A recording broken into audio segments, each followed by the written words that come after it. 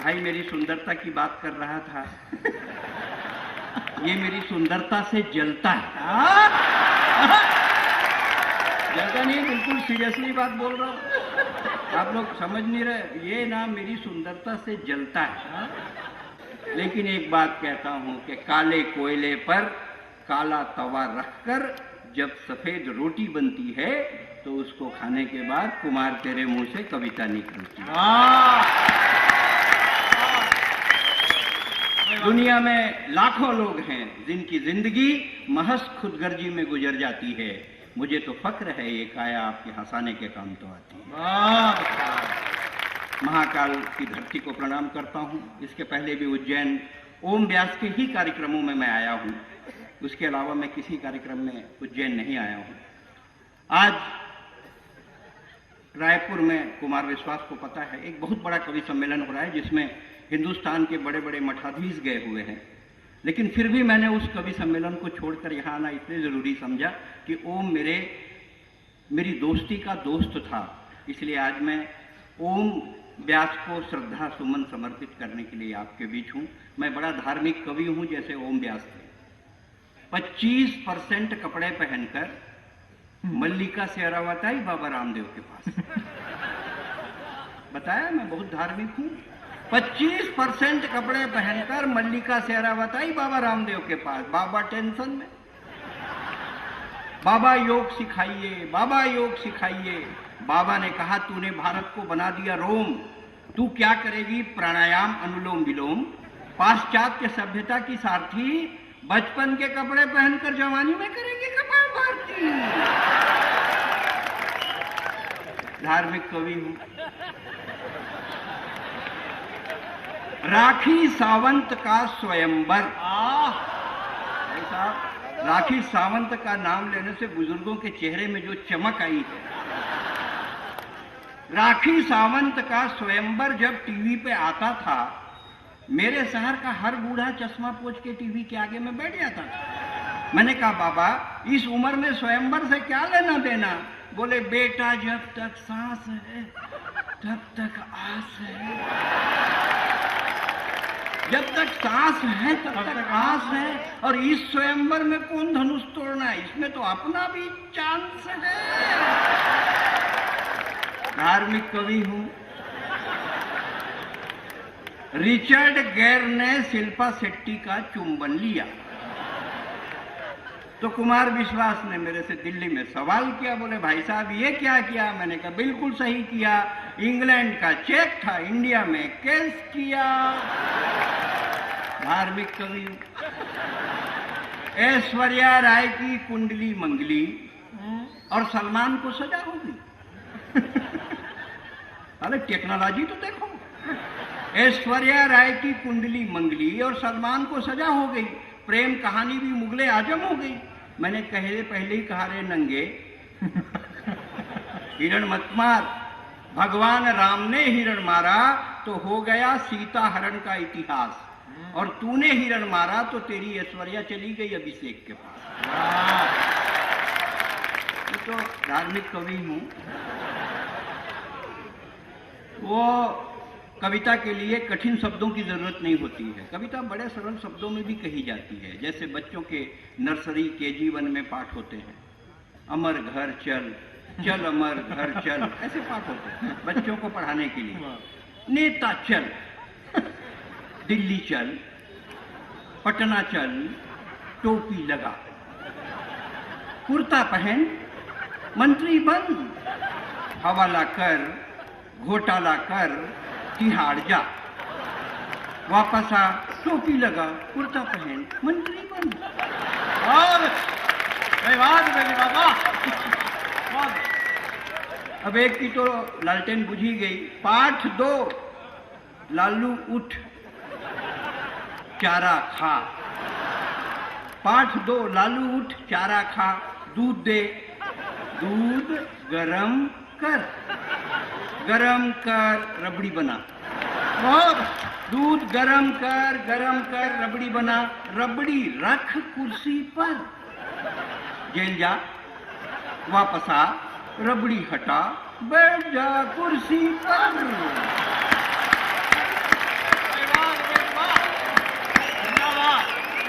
इसीलिए कहता हूं कि हिंदी की क्लास थी, टीचर एकदम उदास थी। हिंदी की क्लास थी, टीचर एकदम उदास थी।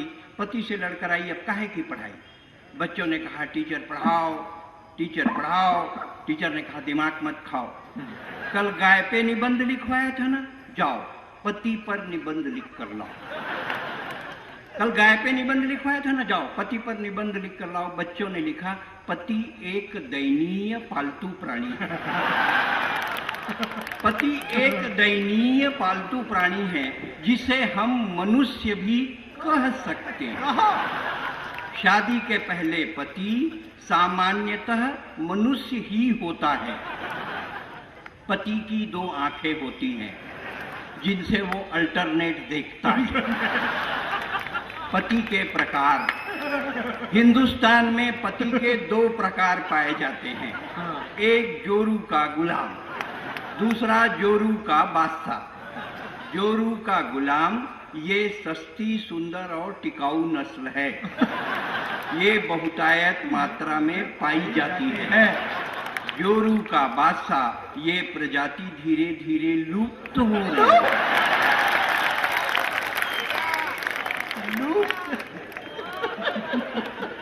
हिंदी की क्लास थी, टीचर एकदम उदास थी। जितने लोग, क्या छत्तीसगढ़ तो आपका छोटा भाई है, मैं छोटा भाई आपके मध्य प्रदेश तो बड़ा भाई है, मैं छोटा भाई आपके मध्य प्रदेश तो बड़ा भाई है। और छोटा भाई जब बड़े भाई के घर आए तो उसको कितना प्यार मिलना चाहिए, ये मैं बड़े भाई के ऊपर छोड़ता हूँ।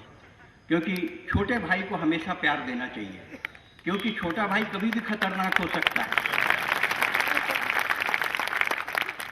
विभीषण रावण का छोटा भाई था, उसने रावण को निपटा दिया। तो लेकिन आपका प्यार है, आपका स्नेह है, आपके बीच हूँ। छत्तीसगढ़ में बहुत डेवलपमेंट हुआ भाई साहब। आजकल तो डॉक्टर भी एक से एक आ गए। हाँ, नहीं सुना रहा हूँ, ये पुरानी का, मैं तो आई दूसरी बार हूँ आज तक। अरे तो आप देवास से यहाँ क्यों आ गए? घर में कभी घर में भी रहा करो, घर को कोई दूसरा देख रहा होगा घर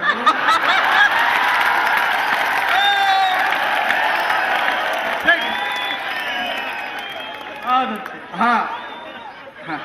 अरे आप बैठो, आप बैठो, आप बैठो, आप बैठो। नहीं, मैं आपके लिए आया हूँ। ये आपके लिए नहीं कर रहे, तो घर पे भी ऐसी रोज रात को तो आदत में शुमार। वो तो मैं समझ गया है कि देवास वाले उनको क्यों भेज दिए हैं। बोले वही जाओ, ओम व्यास आएगा। ये मुझे लग रहा है पंडित नहीं भेजे ऊपर से। तो मेरा कहना ये है कि भाई साहब बोल रहे हैं कि कोई नहीं सुनाओ। मैं बोला भाई साहब आप सुने कहाँ, आप देश में अपने घर में ही रहा करो, बाहर घूम घूम के सुनते क्यों? बाहर सुनने आना नहीं चाहिए, क्योंकि जो बाहर जाता है उसका घर खतरे में हो जाता है। हम तो अभी दिल्ली में कवि सम्मेलन कर रहे थे, एक बच्चा जा रहा था, एक लड़का जा रहा था, मैं रोक लिया, अरे रुक यार, कुमार विश्वास आया है, अभी एक से एक गीत सुनाएगा, कोई दीवाना कहता है वाला गीत सुनाएगा, हम देश का इतिहास बनाएंगे, आशीष अनल आया है। बोले आप लोग यहाँ साले इतिहास बनाओगे, कोई घर का भूगोल बिगाड़ डालेगा। आदमी को सतर्क तो रहना पड़ता है। एक रचना आपके बीच रखना चाहता हूँ। काफी डेवलपमेंट हुआ भाई साहब, छत्तीसगढ़ राज्य बना, खूब काम हुआ, डॉक्टर भी बड़े बड़े क्वालिफाइड आ गए। एक डॉक्टर के पास मरीज आ गया, बोले सर मेरे पैर में नीला पड़ रहा है, सेप्टिक हो गया है। डॉक्टर बोले काटना पड़ेगा। दायां पैर काट दिया, 15 दिन बाद बायां पैर नीला पड़ गया, बोले यार इसमें भी सेप्टिक हो गया, इसको भी काटना पड़ेगा। लकड़ी का लगा दिया, 20 दिन बाद लकड़ी का पैर भी नीला पड़ गया। डॉक्टर टेंशन में आ गया, साला ये क्या हो गया, लकड़ी का पैर, अबे तेरा पैर फोकट में काट दिया, तेरा तो लुंगी का रंग छूट रहा है।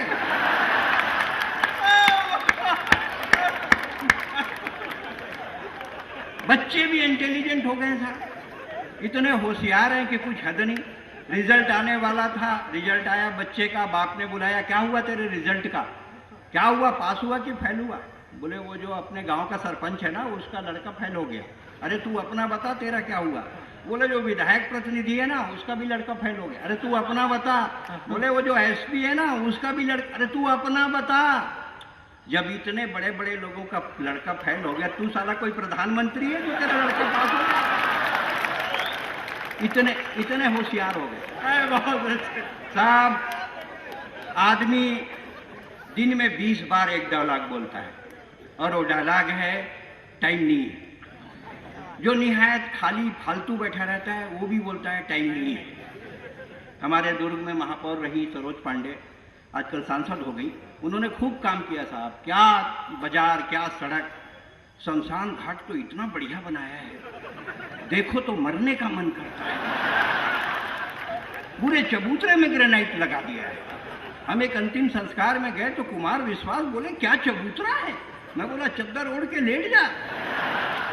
बोले भाई साहब आपकी बात सही है, पर मेरे पास टाइम नहीं है। टाइम नहीं है भाई साहब, जिसको देखो उसके पास टाइम नहीं है। सब कुछ है, टाइम नहीं है।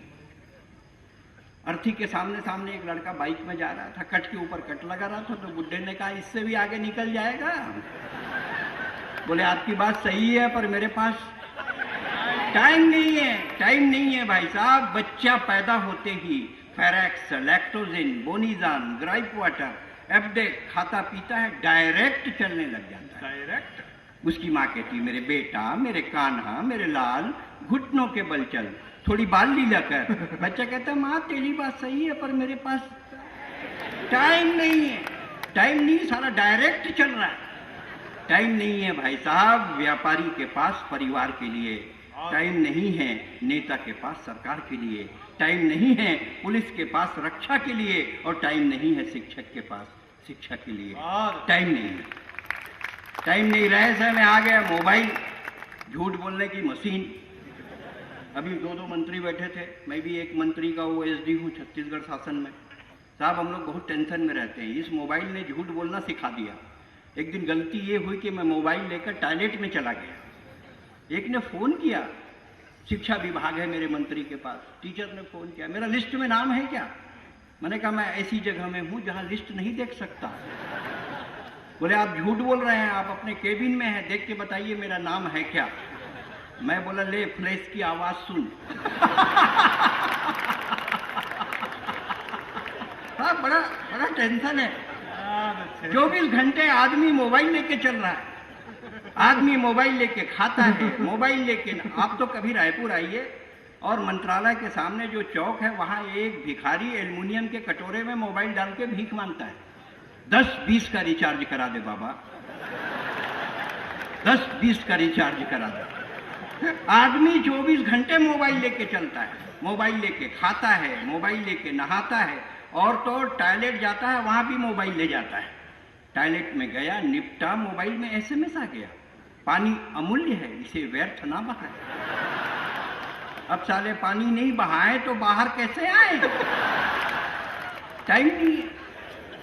टाइम नहीं है भाई साहब। आजकल लड़के लड़कियां माँ बाप का नाम नहीं पूछते, मोबाइल का सीरीज पूछते हैं।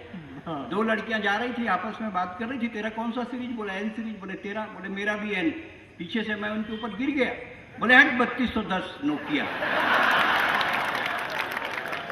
बोले हट 3210 नोकिया। मैं बोला हाँ मैं 3210 नोकिया हूँ, मेरी खपत बहुत कम है, पर एक बार बैटरी को चार्ज करके देख, इस बैटरी में बहुत टाइम नहीं है। टाइम नहीं है, टाइम नहीं है भाई साहब, टाइम नहीं है। लेकिन अगर आपकी जिंदगी में ये 3 घटना घटे तो आप कभी मत कहिएगा कि टाइम नहीं है। अगर कोई बेबस औरत सड़क पर इज्जत बचाने के लिए गुहार लगाए, कोई अंधा सड़क पार करने के लिए लाठी थमाए, कोई विदेशी सरहद पार करके हिंदुस्तान में घुस जाए, और कोई भारत माता को गाली सुनाए, तो कभी मत कहिएगा टाइम नहीं है, टाइम नहीं है, टाइम नहीं है। बहुत बहुत धन्यवाद।